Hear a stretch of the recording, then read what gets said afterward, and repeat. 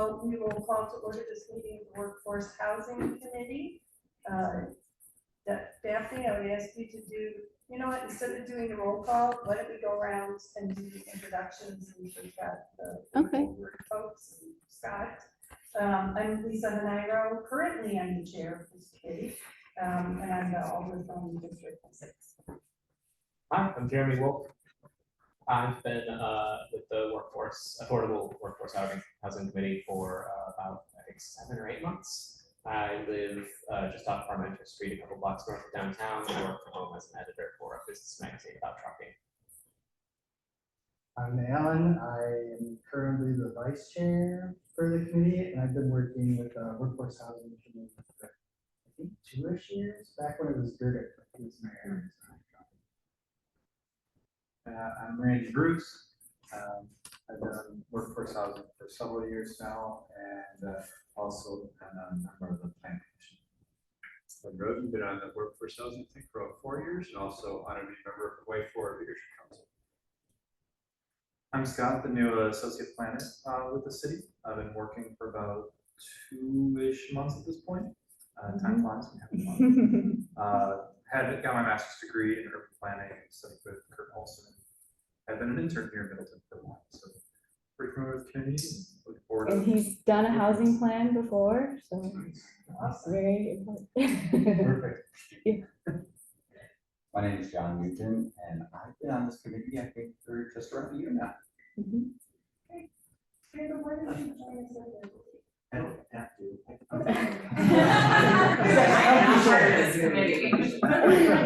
I'm Michael Crow. I'm District 8 Alder. I currently serve on CDA Community Development. I have been on workforce housing briefly. Sure, I'm Ellen Carlson, I'm the Executive Director of Way Forward Resources. I have been Executive Director for almost 8 years and have been at this organization for almost 23. So, I am Leslie Albright-Huber, and I am the Senior Director of Development and Community Engagement. And I've been for 4.5 years and was involved. I've been on staff for 9 years and was involved about 5 years before that. I'm Taylor Rosen. I'm the Housing Stability Director here. I've been here since fall 21, so however long that. However long that adds to. All right, and Daphne. Okay, sure. I'm Daphne. I'm now the city planner and zoning administrator for Middleton. I've been with the city for 6 years now, just about. Yeah. All right, thank you, and thank you all for being here tonight, and thanks to Way Forward for hosting us, because we've got a good story to tell and we need to hear it. We'll go through our regular meeting agenda. The first item is the approval of the minutes of our April 21st, 2025 Workforce Housing Committee meeting. Does anybody have corrections or comments on the minutes? Hearing none, the minutes as drafted by staff are accepted. Moving on to the appointment of the chair and vice chair. This is something that takes place every year on most of our committees, commissions, and boards. And so at this time, we'll start with the chair and move on to the vice chair. So I am going to ask 3 times if anyone would like to nominate someone to serve as chair of the Workforce Housing Committee. I nominate Lisa to the committee. Okay. And nominates me. Are there any other nominations? If I nominate Alan in case Lisa does not want to serve as chair. Alan, are you willing? I will decline the nomination. Because I think Alan wants that. Are there any other nominations? Hearing none, all those in favor of electing Alan to be the chair of the Workforce Housing Committee, signify by saying aye. Aye. Any opposed? The ayes have it, and I will turn it over to you. If they're meeting right here, they yeah. I'm assuming there's an office back there. Should have read the manual before we started. So I am going to open nominations for the vice chair. following that order I will ask 3 times, so nominations for vice chair.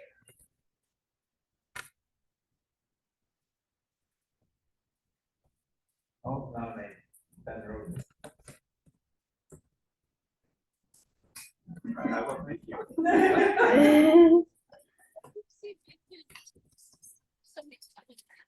Hi, this is Amy and Dia. We're standing outside the building. Is there a way to let us in? Oh, other building, Yeah, we're on the other side. building behind the building, Behind the building. Oh, is there like the warehouse one. Um, Ellen's So- coming to look for you. oh, sorry, we're at the office door, so should we be on the other side of the building? Ellen is coming to get you guys. We're. Okay, thank you.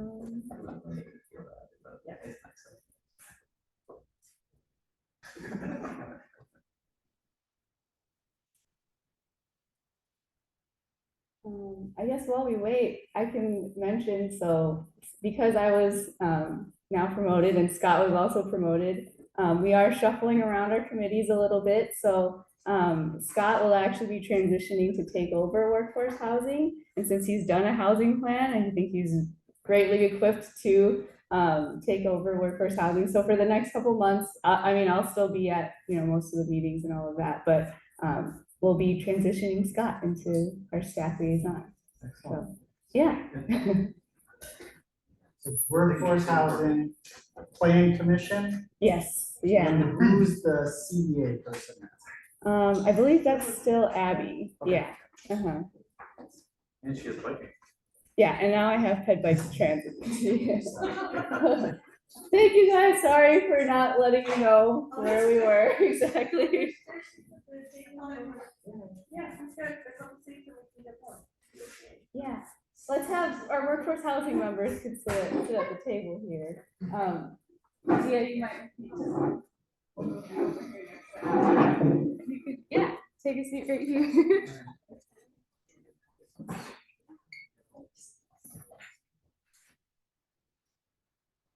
Okay. So I think we were just in the middle of nominating vice chair. And so Ben was nominated, was that great? Okay, great. Any other nominations for vice chair? Okay. Yes, a vote. All in favor? Opposed? Right. Next order of business is the updates from the subcommittee. I can give an update from the education committee. Who wants to do the finance and planning? Okay. Education, finance, committee. So the strategy finance. Strategy and finance. Yep. Okay, so we met on Tuesday last week. We elected Jen Cole from CDA to be the chair of the committee, and Quinn Wakely is also CDA as the vice chair. We decided our meetings will be the second Tuesday of each month at 5 p.m. We walked through a discussion guide to help us go out the work we have to do, and today, actually, I started taking the notes from that discussion and trying to turn it into the beginnings of a plan. And you, Scott, we need to meet with you, Scott, to talk about this. We are requesting another member from CBA to replace Kelly Sandoval, who had to step down because of a conflict with the timing. And we're hoping it might be another older person, such as Older Crow or Nelson. Abby is going to walk us through the changes we made to the zoning code at our next meeting, specifically the changes in the last 2 years that will help to make housing more affordable, please reduce the cost of new housing. And we're all reading the More Housing Wisconsin papers and doing other research to bring us up to speed on what some of our peer cities have done to use the TID extension in their communities. Is there anything, folks, over there? Okay, the education committee has met twice since we kind of split up the groups. And we have started kind of shared workspace or Daphne was created a shared workspace for us to draft thoughts. We've got kind of an assessment of other municipalities, resources that they have available online, and what's good or what wouldn't work for Middleton on there. And then the other one is kind of a draft working document of what we want to do for education and outreach. What we're starting with is kind of who are the different constituencies or groups that we would want to do outreach or education with.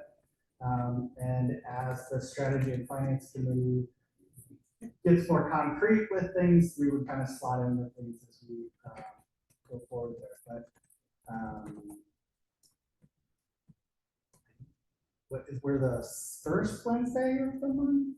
I think that's right. Yeah.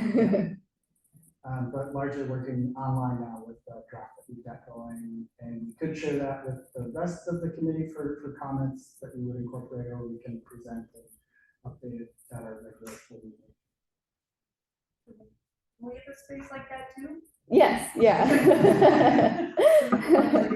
Yeah, I can definitely set that up. And then just a comment on the sequencing. One of the education pieces could start sooner rather than later, like even before strategy and finance has anything concrete. And that would be just some material, public education materials about housing. I mean, there's so much out there, but something that's digestible, one pagers to start laying the foundation for community learning and employers too, learning about the housing situation. Yeah, the like renter or tenant resources was one of the things that the committee has said that we aren't time constrained by that. We can do that right now. So part of that document is kind of designed for the tenant rental resources that we would pull together. We could just move on that and publish it.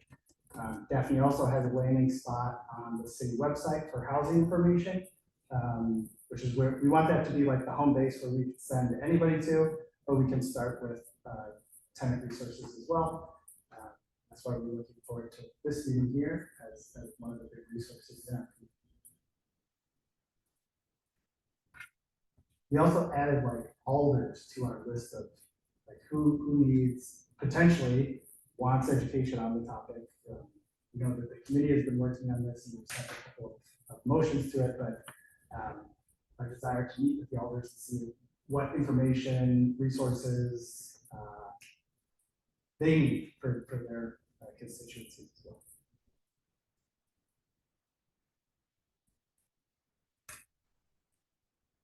Do you want to do another quick introduction since we had some more people join right now? Recognizing hero. Yeah. We introduce me. Sure, yeah. Amy, Or you do can we start. want to Other than my name. all around again? Yeah, let's go real Sorry. quick, just names real quick. So I'm Daphne. Nice to meet everyone. I'm Jeremy. I'm Lisa. I'm John. Oh, I'm Katie. I'm Randall. I'm Scott. Amy. Ben. Randy? Ellen. Leslie. Taylor. Alan? Dia. Yeah, all right. Great. And raise your hand if this is your first meeting. Welcome. Yeah. Okay, I think that concludes most of our information. So I'll just give a quick staff update before we go into way forward since they'll take up most of the time. So Alan was saying we have a little online space where we can comment on the documents. It's just a SharePoint site, so we have a folder set up, so I can share that with the other subcommittees as well. And then for website, I asked our communications director if you guys could just have a login to edit the website. Unfortunately, it's not okay with our IT department. So if you guys have any updates that you want to be made to the website, just feel free to email me or now Scott, and we can, get those updated. And we're working with our communications director to make it a little bit more interesting and like not just links on a website. So that will be forthcoming. But yeah. And Scott, you happy does the communications director know like what kind of formatting we should send stuff in? Is it like?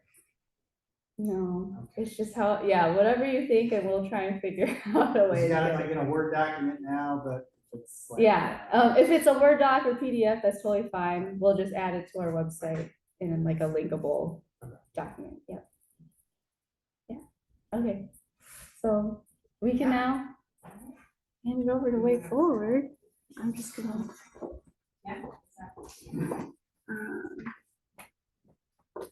Oops, I don't want that. Hold on, let me Do just. more logistics. Sorry. Yeah. Talk about yourselves for a second. Okay, so I'll stop share, and I think you have to start sharing again.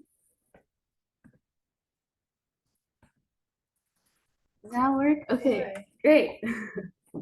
Okay. That's gonna go in that song. Yeah. There it goes. Okay. We've already introduced ourselves, so we won't do that again. But I just wanted to thank you all for coming here today. We're really excited about the opportunities that, if you wanna, I don't know, I could stand over here farther. We're really excited about the opportunities that this extension will have for the community, and we think that there's a lot of work we do that obviously, like you said, really dovetails right with the work that you are all doing. So we're really excited about this opportunity to tell you more about what our work is and the resource that we are to the community right now. Oh, that's really funny. Yeah. So thank you. So thank you for coming here today. A couple quick things. We're gonna go through this presentation. We know that everybody comes in with a different background in housing, right? And different pieces of housing, and it can be very confusing, as you all know. So just because we want to respect everybody's time, we're going to ask that we just wait for questions till the end, unless they're clarifying questions. You're like, I don't understand something on the slide or something specific that you said, we're happy to clarify. But for conversation, if you can hang on to your questions till the end, that would be great. Any other questions before we start? Everybody's good. I can see. Okay. So Way Forward Resources, we've been here in this community for 40 plus years, almost 45 years. Many of you may remember us as Middleton Outreach Ministry, and we were for many moons down on Hubbard Avenue and moved to this site about 10 years ago. The work that we do is creating food and housing security in our community. And a lot of people, when they think about us, they really think about the food piece of things. It's the most visual, right? So our food pantry is very active. We are open 5 days a week, serving people throughout the community, primarily the Middleton, Cross Plains, and West Madison areas. As I'm sure you've heard, the food need has skyrocketed in the last few years. And that dovetails really with the skyrocketing needs in housing as well, which is why these conversations are so important. So our food access programs, which we won't really discuss that much today, but a little bit, because food and housing are kind of like all the same bucket in the end. But our food access programs consist of this food pantry here. And then also we have a mobile food pantry and some delivery of food to people who need that resource because of transportation issues.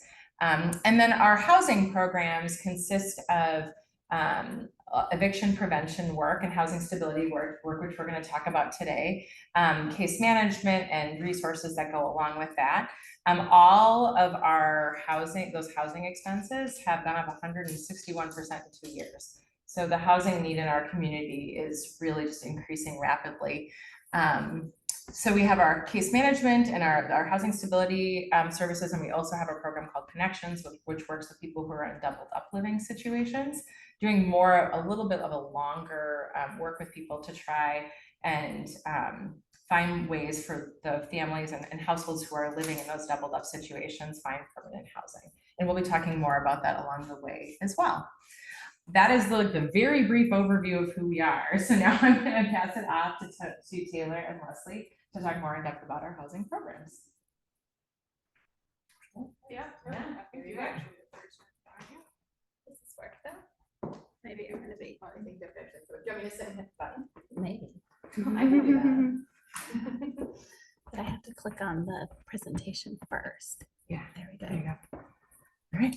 All right, we're gonna start with a housing overview.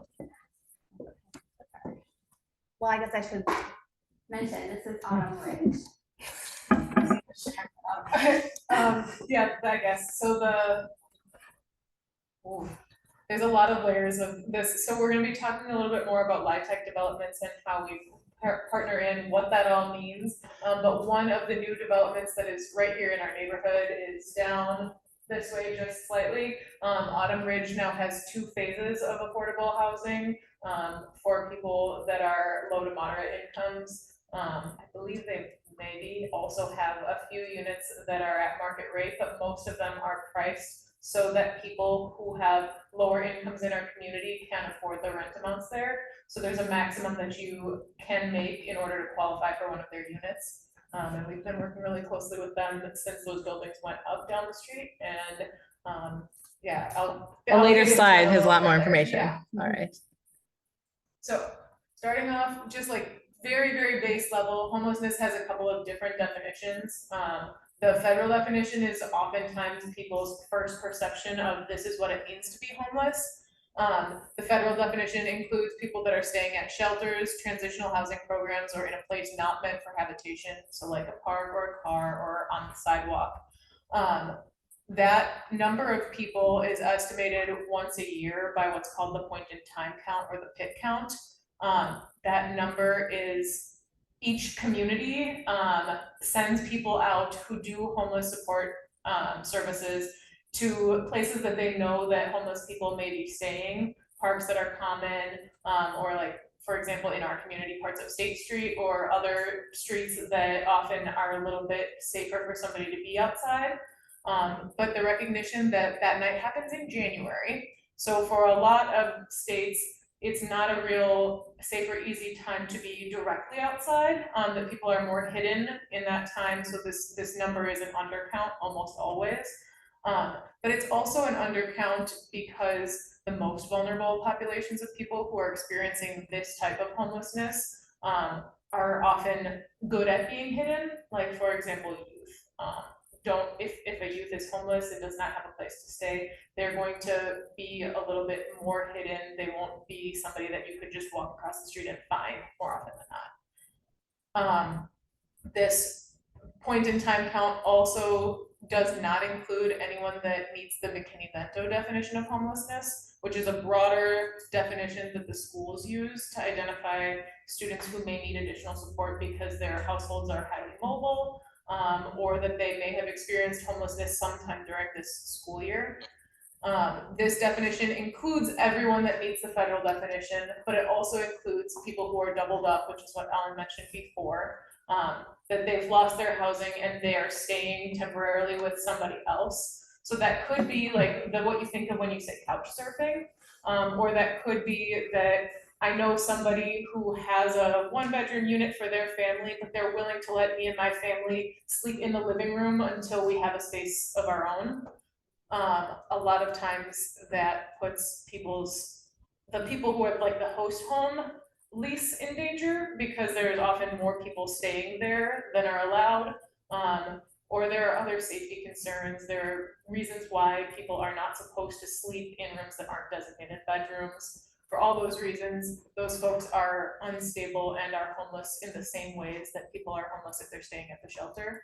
And then McKinney-Vento also includes people who are self-paying in hotels or motels, and people who are at imminent risk of homelessness, meaning that they have an eviction notice and no way to pay it, or they've received a non-renewal and have nothing lined up and no means to line up their next housing. We heard the superintendent of the Middleton School District, who's also the chair of our board, had just shared that there are 160 kids in the Middleton school districts right now who are experiencing homelessness. And most of those will fall in the doubled up. So they are gonna fit the McKinney-Vento definition of homelessness. And there's no nationwide count on those numbers. So those numbers, we often get them from the school district because they are able to track. And of course, that'll be the number just representing families with kids in the school district. So the majority of that 160 kids are experiencing the second type and so are not included in the first definition and counts.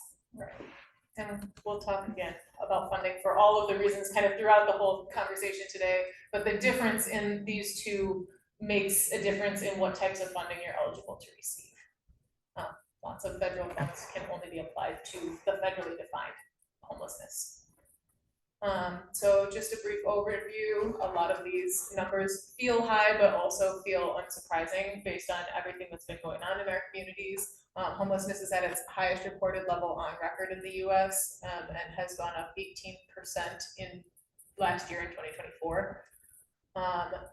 The point in time that we keep referencing saw 770,000 people homeless in January of 2024. The 2025 count has occurred, but that takes all of the localities that are doing the counts to then share with their larger group of service providers to then collaborate on a statewide level and a federal level, and those numbers haven't been given back to us yet for this year. A recent estimate indicates that people becoming homeless for the first time is the reason for a lot of the increase in homelessness. And our local Dane County point in time count found 737 people in mostly vehicles, shelters, and park spaces, this most recent count that has been shared. So our work, as Taylor is going to talk about later, comes in before a person is literally experiencing homelessness. And so our work is to help people to avoid the trauma of experiencing eviction in the first place. And there are lots of obvious reasons why we would want to help people not experience homelessness, because it sets into motion a lot of things that are hard to pull back from. So eviction is a catalyst for economic distress, particularly for people from marginalized communities.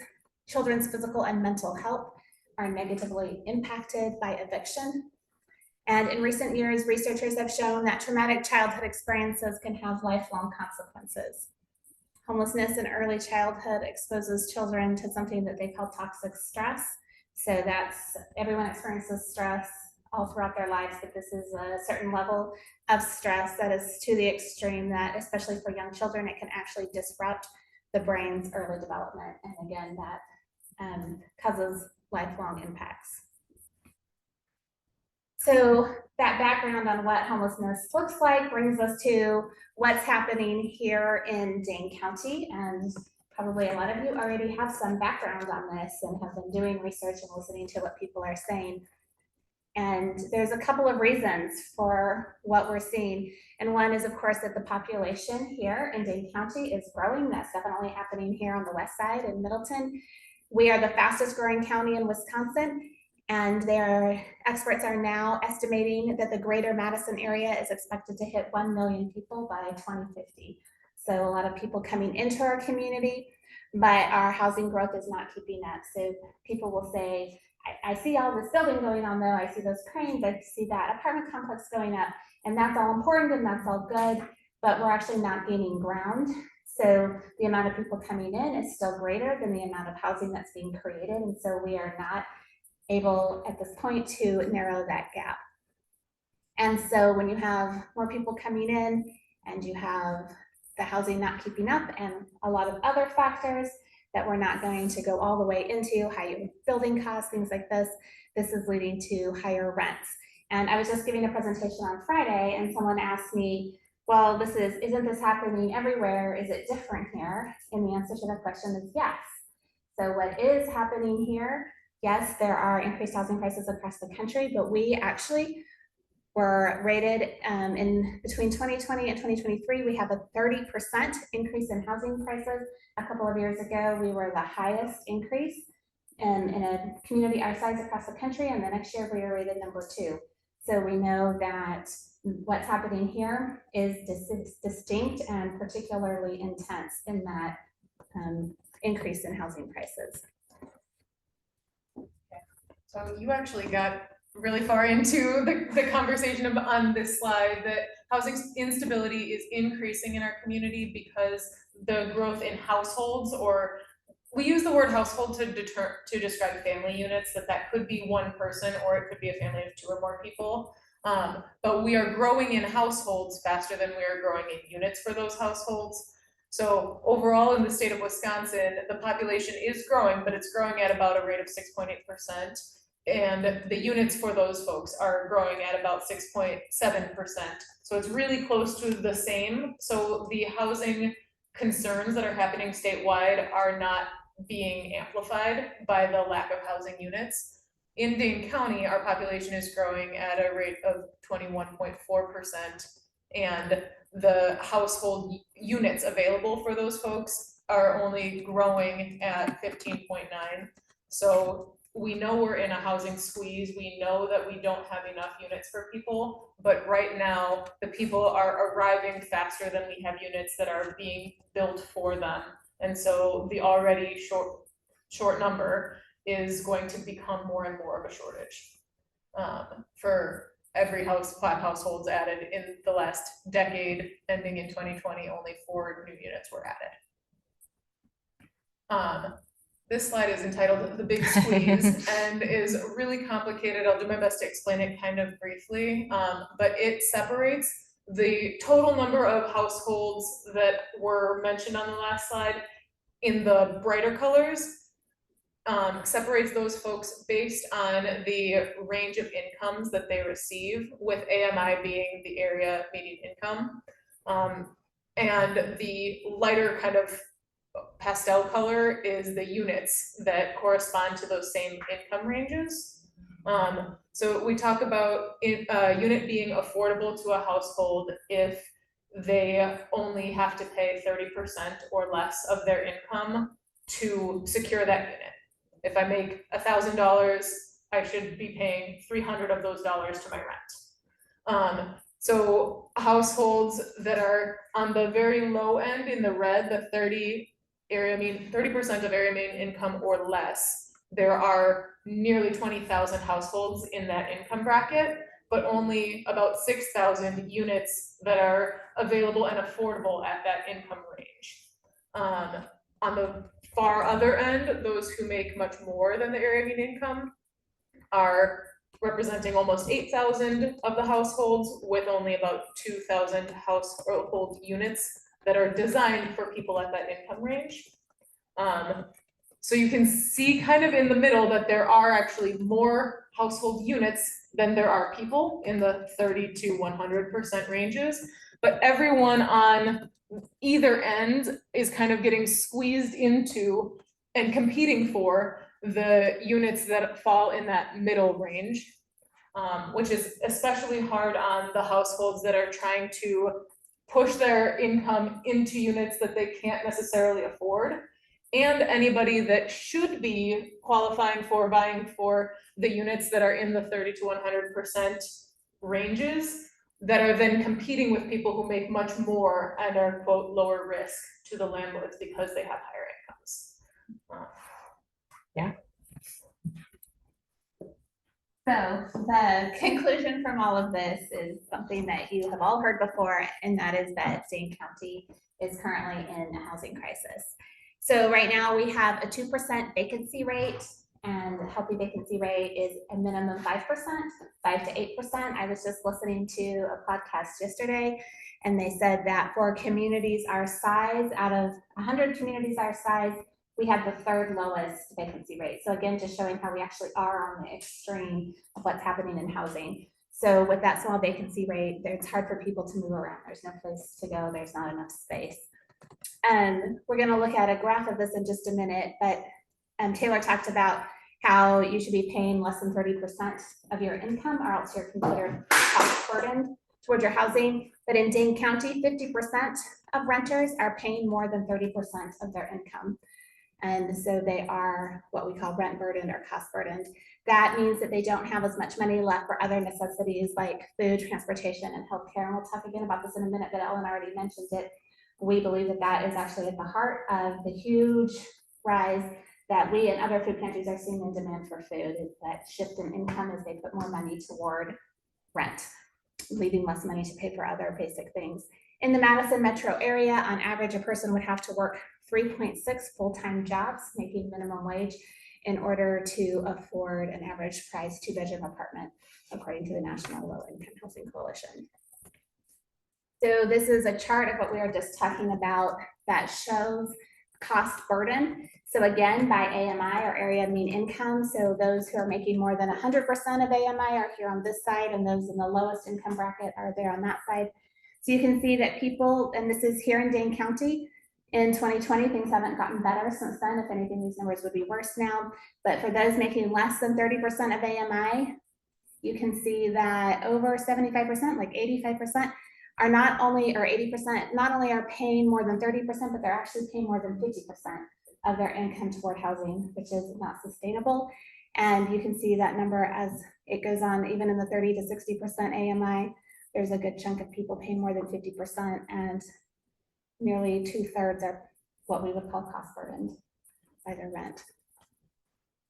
Okay, this is the most complicated little picture.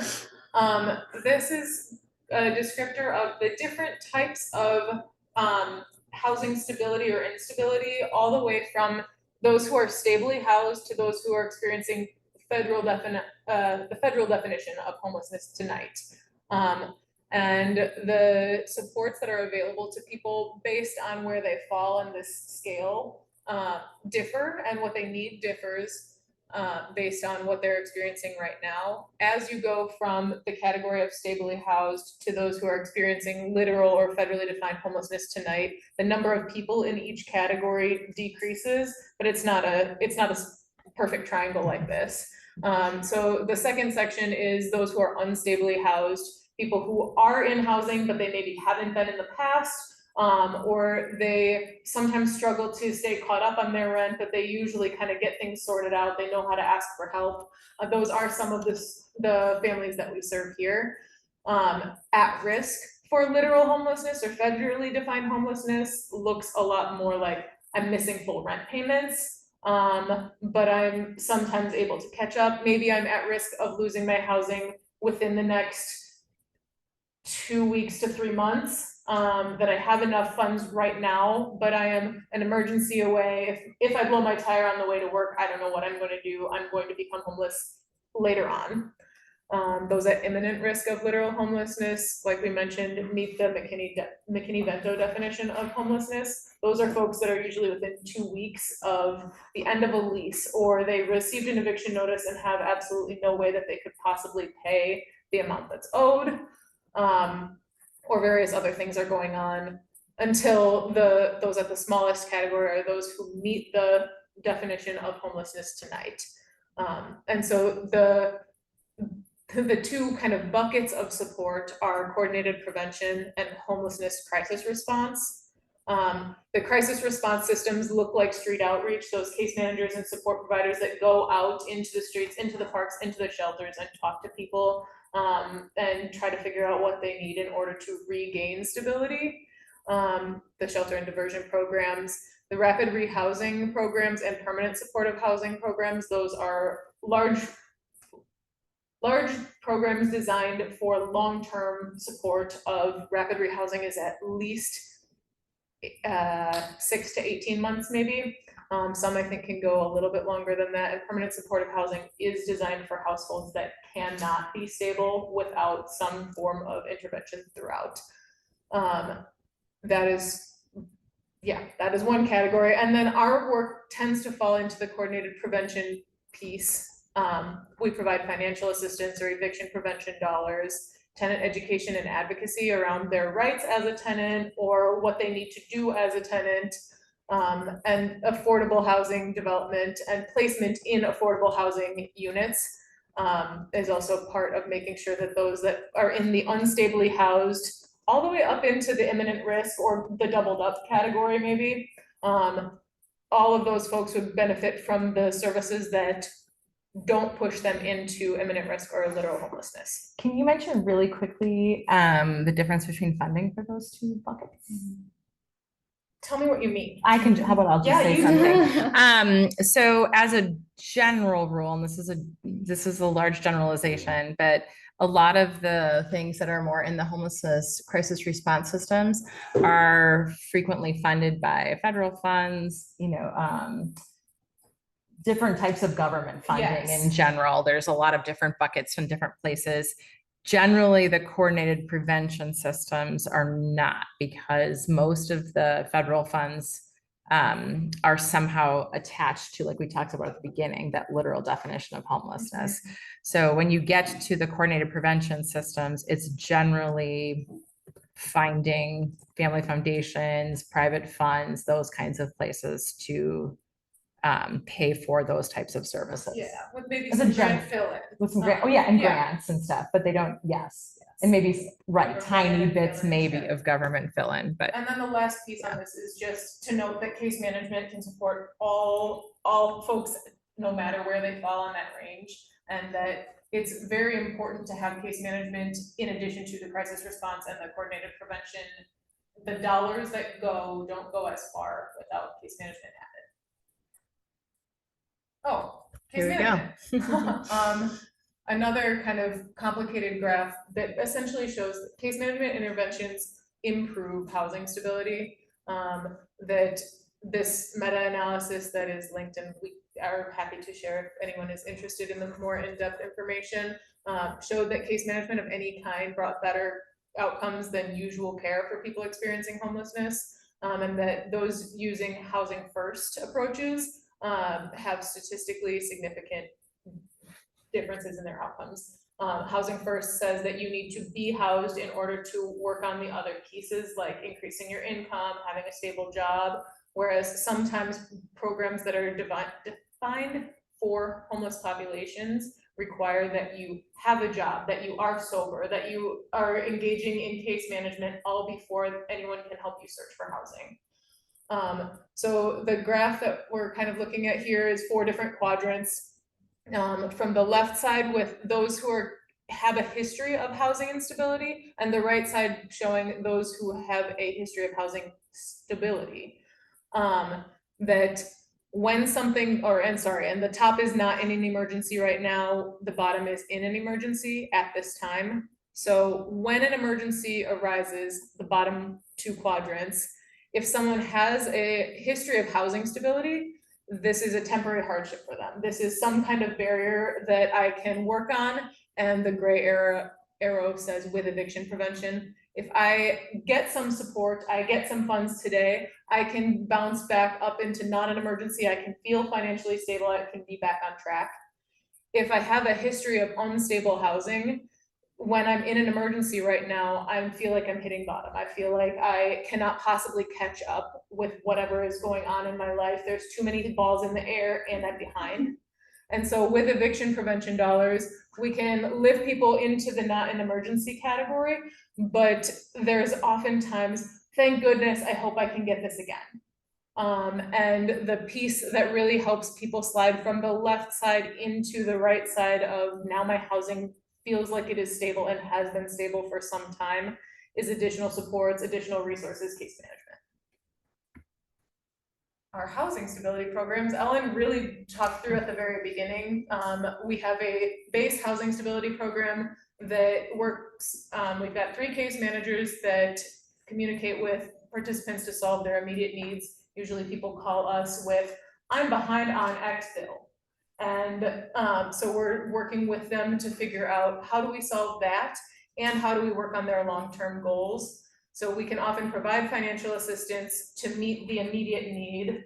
I know I can't pay my rent in 2 weeks because I've been out of work for the last month with a child recovering from surgery or whatever the situation may be. That we can provide that one-time financial assistance and talk with them about their budget, talk with them about what's going on in their life, and think about other pieces that will help that one instance of financial assistance kind of push them forward to continue in stable housing for the longer term. We do have a subsection of those clients who do receive ongoing support for a couple of quarters or sometimes maybe a year and a half, and are working with those folks in a more ongoing way about what their goals are as a household, or what their goals are to increase their income or decrease their expenses, or both, or to make their family feel like a safer or more supportive space. We can use our funds for rent, security deposits, utility bills, car repairs, and other housing related costs for that program. And then our connections program is the one that serves those that are doubled up.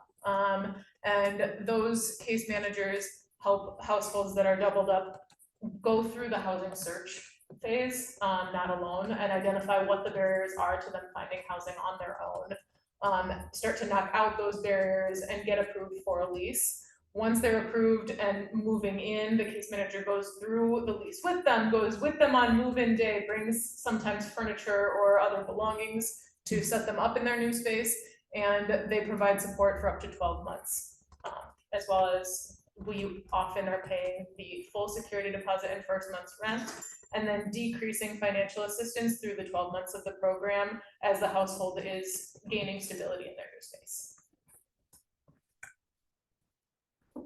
Another way that we help create stable housing in our community is through our housing partnerships, our LIHTC work. Affordable housing developers compete for and try to win low-income housing. Let me start over. Through the low-income housing tax credit program. So for developers to be able to build housing that is affordable, they often cannot do that because the market rate, the cost to them aren't going to work out. So in order to make it affordable, they often are looking for tax credits to help them subsidize how much it's going to cost. So the LIHTC requires them to work with a nonprofit partner. And we partner with developers to be that nonprofit partner to help bring in those LIHTC dollars to our community and to help create more sustainable, affordable housing. So we currently have active partnerships with 3 different developers for a total of 6 apartment buildings, and we provide assistance to residents at 15 different LIHTC developments in Middleton, Cross Plains, and West Madison. Yep.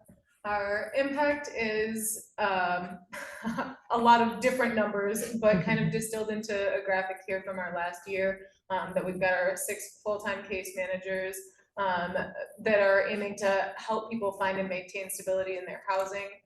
When we follow up with folks 12 months after their support, 98% of the people who received case management services from the base housing stability program have maintained housing and avoided eviction. We also measure our success by those who are, graduating from our connections program, which at this point has been 44 households who have been found housing with our program and stayed enrolled throughout the term of their first lease, or their first recent lease. And then we also measure the scores that households in our ongoing and our connections programs that they get on the Arizona Self-Sufficiency Matrix. That's a 90-point scale that talks about all these different domains of housing and all these different domains of their life. Housing is one of them: income, employment, education, childcare, transportation, all the different things that are going on in people's lives, with a score of 1 in crisis right now to 5 completely self-sustainable and stable without any type of financial assistance. And that throughout the duration of ongoing support, households are increasing 7 points on that scale, and in our connections program, they're increasing 15 points.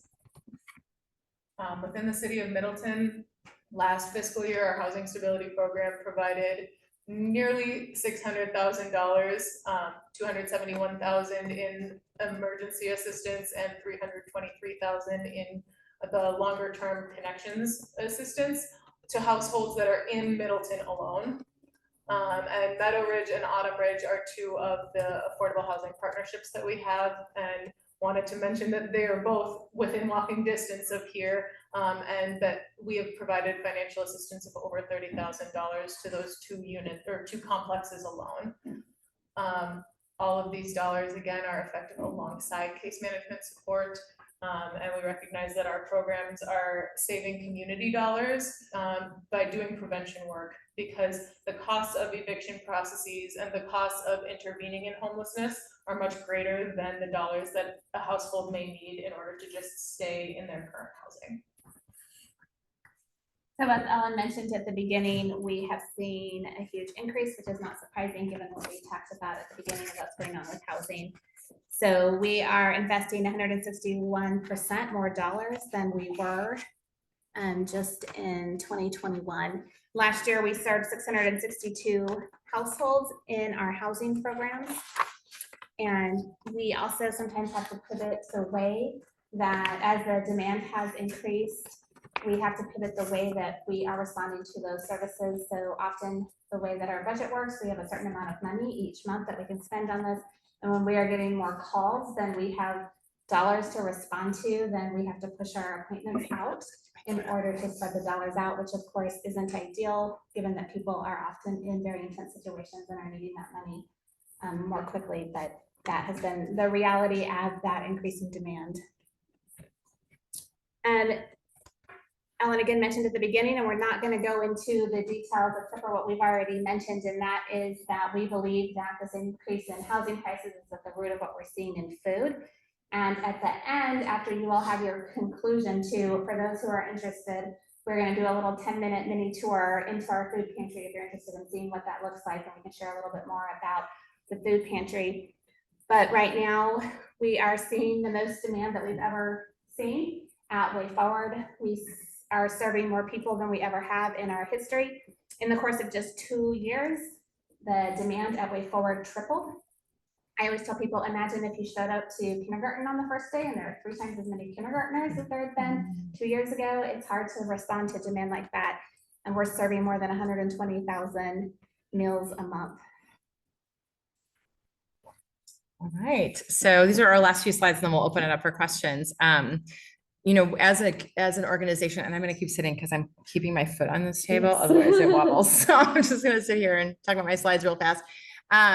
We've been in this housing space for a very long time, but we've been really actively over the last decade partnering more and more out in the community and being sort of a part of the larger conversation around housing and what it is that is happening in the community and how we can support different things that are happening. So we have very active partnerships with the Middleton School District and also in the Madison School District.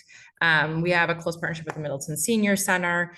They give us referrals, we give them referrals. When if they have housing issues, they send people our direction. Joining Forces for Families is a county program that we have a very close relationship with. We've obviously worked closely with the city on many different things. And have a lot of conversations with the folks in the housing space within the city of Madison as well.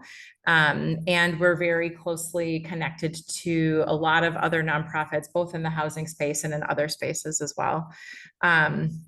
And our involvement in affordable housing, especially in the low-income housing tax credit programs, has really increased over the years.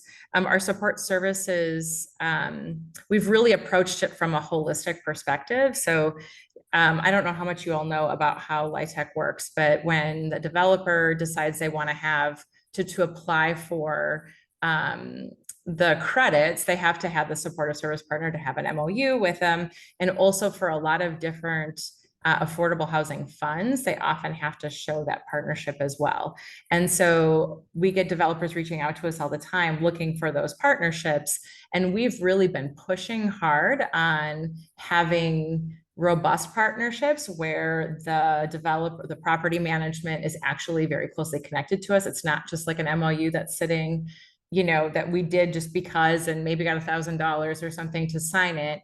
But as you can see with even just what we've done with Autumn Ridge, we don't have it's a long story. We don't have an active MOU with them, but that partnership still remains, right? And you can see that it is a memorandum of understanding. Yeah. So that's what they call it. And so we've, because we've been really active in that space, we've actually had, like the city of Madison asked us last year, would you give a presentation at the WIDA conference, or was it the Home for Everyone? Yeah, conference to talk more about how we've been approaching those. So we've been really active in that space. And I just wanted to really kind of drive home this point that we've been talking about, that, you know, every time affordable housing is built in our area, it's like, that's not the end step, right? I think it's often seen as like, yay, the housing exists, everything is good. And the fact is that when people are in that 30% or lower, or even 50 and 60% lower AMI units, the fact is that an emergency, they're one emergency away from needing some more supports. And the goal is to keep people in the housing, right? Like, it's, the housing is only useful if people can stay in it. And often because of just the way, I mean, even spending 30% of your income on housing, that doesn't leave a lot for childcare. It doesn't leave much for food. It doesn't leave much for transportation and all the other things that people need. So we know that those support services is a really important way to keep people successful in their housing. And so just as a little bit of additional information, we do have some other upcoming events that are housing resources. We're doing a housing presentation in conjunction with the Middleton Public Library. If you want to say anything, it's going to be a panel. We're still figuring out all the pieces of it. Yeah, I believe it's on October 23rd, but don't quote me on that. We can send out that date while we share information to the communities. Last year we did one on food, and we'll have representatives from different areas of housing. So it won't be a way forward focused presentation. It will be what's happening with housing in our community. Yeah, we really wanted to focus, and because there's a lot of housing presentations out there, but we really want to focus it from the standpoint of the people who are struggling with the lack of affordable housing, and from their perspective. We're always open for tours. So anybody else wants to come in and have more long, in-depth conversations with us, we would love to do that. And we would love to continue the conversation. And I think that's it. Thank you very much. And I'm gonna let go of this. So you're gonna have to readjust to whatever happens. Okay. Let me stop sharing this. Yeah. If someone comes to you, crisis that they just need some support, and they are trying to find housing for them, and they're in the 30% below MI. Are you able to find them a unit, or how long would that take? So it depends on a lot of factors, but if the household is currently housed and looking to secure more affordable to them housing, that's something that our case managers can have that conversation with them about. The 30% units that are designed for people that are in that income bracket and affordable and available are really limited, and so oftentimes those households are kind of on standby doing whatever they can to make it work where they are until a new development that they know is going up is opening. And then there's a scramble to see, are these units available to me? Another piece of the way that the LIHTC units are working in our community is that almost all of them are being held for people who have current experiences of homelessness for at least the first month. And so if you are someone who is really, really hoping for that housing, it may take a couple of buildings opening for there to be one that is at your income range and that was not filled by somebody from a prioritization list who's experiencing federally defined homelessness in a month. A lot of times we're working with those households on increasing their income or decreasing other expenses for the time being, but there's only so much that budgets can flex in that way. Mentioned the 30% AMI, but I think your finishing point on is that you've got to have the space and you've got to have the services things. It's very sensible, right? What percent of those folks, if there's an AMI, we saw the unit gap in the big squeeze, what percent of them do not have access to services currently?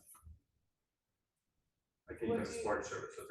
People are living in 30% AMI, but they don't have any type of support services staying housed. Like long-term, almost all of them. Yeah, I mean, there are very few, I mean, there's obviously food pantries around our community. That is I can find my own support service, I will go find a food pantry, right? A lot of the, you can correct me if I'm wrong, I'm gonna say a couple of things. So a lot of the units that are built right now have, which are maybe, so like say there's a bunch of buildings in other communities that have, or even ours, that have a partnership. Often those partnerships are, those MOUs and those partnerships are like, oh, once a month we come in and we offer some financial stability classes or things like that, as opposed to, and no dollars to go with it, right? So most of those 30% units have partnerships where there are not eviction prevention or like say homeless security deposit funds available. Or there are, even in like maybe what is a more intensive MOU, there will be 20 units set aside for households in the 30% range. And the service provider will promise that they will support 2 to 4 of those households in any given year. And so it is those who are in that housing and in the most crisis that are referred to those programs, or those who are in crisis first that are referred to those programs. And when there is space available, anybody else can join, but the contracted amount that a service provider is providing is not meeting all of the households in that income range. And the other thing too, I think to add is that, you know, we talked about our eviction prevention programs, our housing stability programs. They're actually really uncommon in our community. There's basically hardly any others, right? Tenant Resource Center has some, but they're generally more for people who are closer to the narrow end of that triangle. Who else is there? When there were COVID dollars, there were a couple of other service providers that were doing this, or sometimes agencies that were funded by a church or other religious group were doing this. And almost all of those in the years since I got here at the end of 2021 have kind of disappeared. And so we're having to say no more often, and we're also having to say no with the, unfortunately, I'm not sure where else to refer you statement, as opposed to in 2020, if you weren't eligible here, we could give you 3 or 4 other places that might have some funds available to you. And the hard part that we're experiencing, and you can probably fill in this too, is that, you know, the more need there is, it's like we can only exponentially, you know, raise private, because we're raising private resources, right? You're probably getting our mailers in your mailboxes asking for dollars, you know. There's, you know, it's becoming, the need is really increasing so quickly that it's hard for us to continue to raise dollars that fast to be able to continue to support people at the level we are. Yes, our funding situation is pretty unique, which is what allows us to serve a need like the doubled up that generally don't qualify for federal dollars, but the community has been aware for a long time that there's a great need there, but there's been no way to fund it because they don't qualify for these government dollars, which is where many homeless prevention nonprofits get the majority of their funding from. But 53% of our dollars come from individual donations, and the next largest group is private businesses and those categories. So that gives us more flexibility to cover these buckets, but it's also challenging because there's not a big sum that we can draw from. I have a couple of questions. You mentioned that 662 households, I think in 2024, were helped by the housing program, and I just want to be, well, 2 questions. 1, do you have a waiting list? And 2, that does not include households that are, you know, doing their own case management by coming to the food pantry to. Correct. Okay. We serve 15,000 people total that way forward between all of our programs. So is there a waiting list to get into the housing program? The housing stability program that is, I'm having a crisis, can you help me resolve this crisis, doesn't have a waiting list, but like, I can't remember, was it you that were explaining earlier that when I first got here, if somebody called and said, I'm in crisis, can I get an appointment? We've had appointments tomorrow or 2 to 3 days away. Now we're often saying our next available appointment, like today, our next available appointment was July 10th, I believe. That if there are people with an expiring eviction notice or a utility disconnect notice that will expire before that next appointment, we can sometimes move things around, we can almost always move things around to make it work if that household is eligible. But it has us doing budget gymnastics. And that if we tried to schedule everyone in that way, we would run through our budget before we got to the 12th month. So the answer is yes and no. For our connections program right now, there is a waiting list. And that as soon as a case manager has a space on their caseload available, they reach out to the person with the highest prioritization score and let them know that they are at the top of the list and ask if they're still doubled up and still requesting services. Can I just add a little perspective to this? I want to say that, like, it's always this thing, it's like, great, more affordable housing, we're super excited about it, we need the units, yay! And then it's like, uh-oh, like, that means more people are gonna need the services too, right? Yeah. So it's like an equal. Yeah, and the additional layer of they're gonna be affordable when folks get in, but they may not be affordable to move into. So when a new building opens, we get a rush of security deposit requests for folks who will be able to afford being there, but can't afford twice the rent for the month that they move in. I have another question. Taylor, you mentioned that that if you have like a building with 30 affordable units, sometimes the developer or the management company will specify a cap on the number of household or units that it would like, assist in a year, like two to four, I think. The service provider? Yes. Okay. Right. So where is that specified?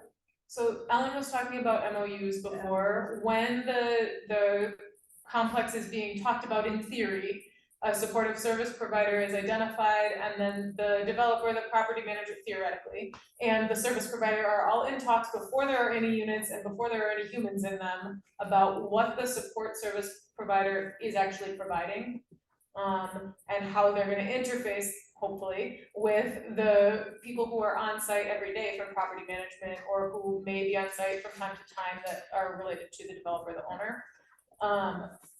In those early days, there is a defined, this is what support will look like here at this building. And so some of the examples were, I might come on site as a supportive service provider to this office once a month, or I might have access to this office 2 days a week, or I might have these events here, but a lot of them will say, we have, the whole building is affordable units, 20 of them are 30% units, and we wanna target the couple of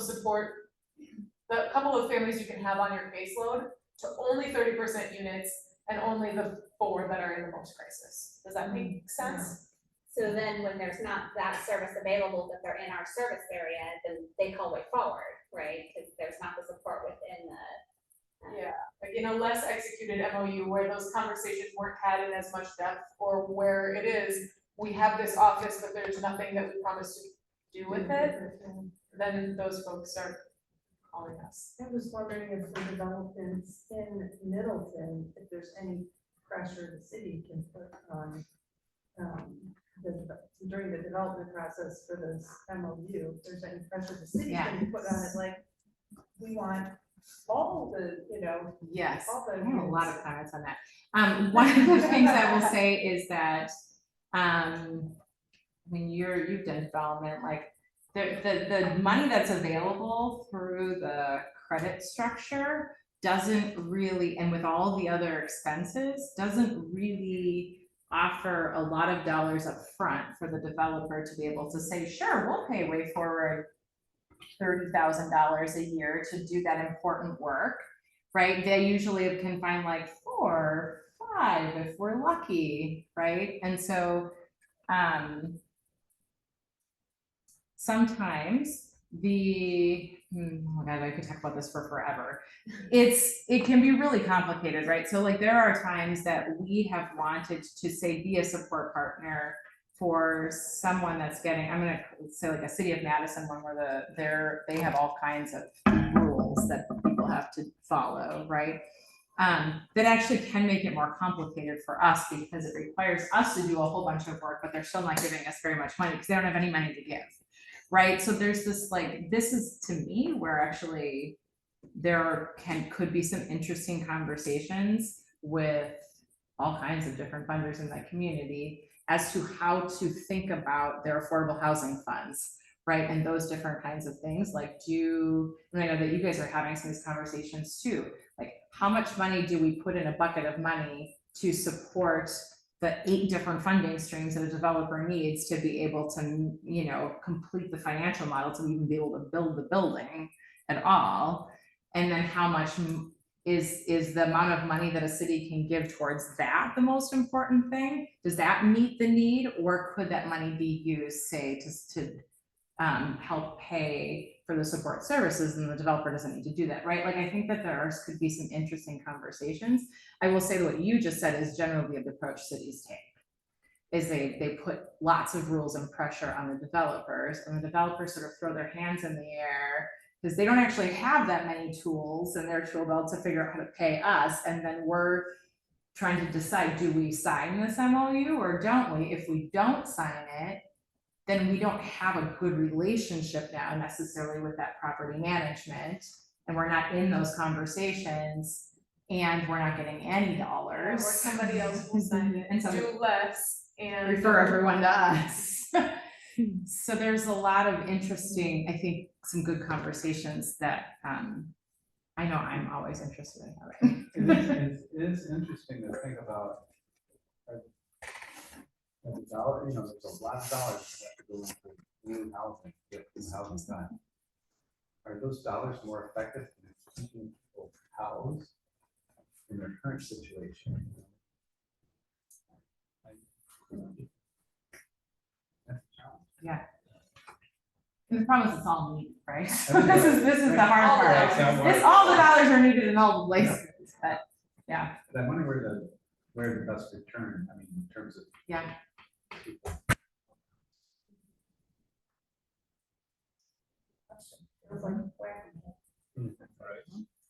does. When would somebody that kind of be referred out of your program for more intensive services, like a program for assertive community treatment run by the county?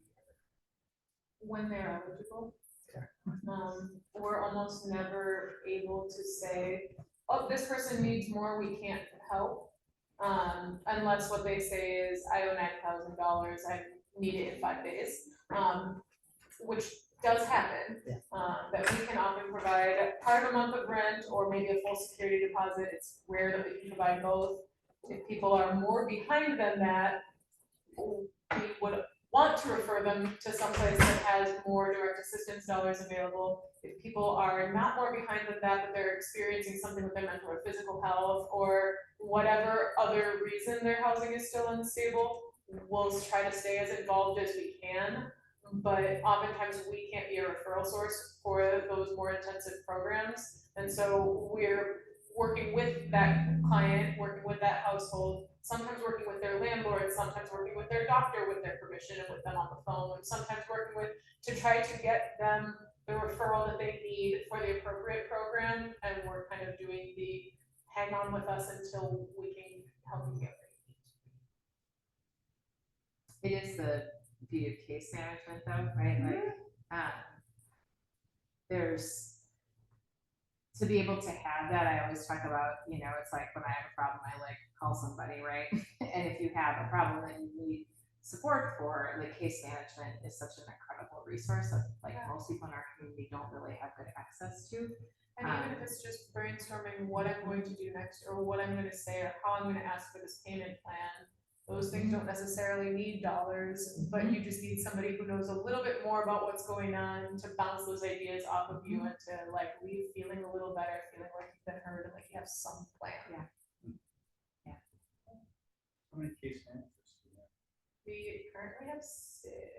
That's not true. 6 if you include me. 5 case managers in our 2 programs, and then I do a lot of coordinating. So 53% of funding comes from individual contributions. What does the rest of the makeup look like for corporations and foundations and grants? Yeah, let's see if I can remember that off the top of my head. Okay.